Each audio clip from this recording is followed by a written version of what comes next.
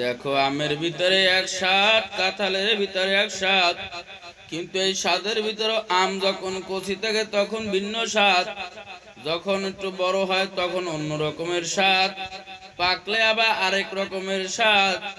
কাঁঠালও আল্লাহ পাকলে যে কি স্বাদ, এই স্বাদ কে লাগাইয়া দিল?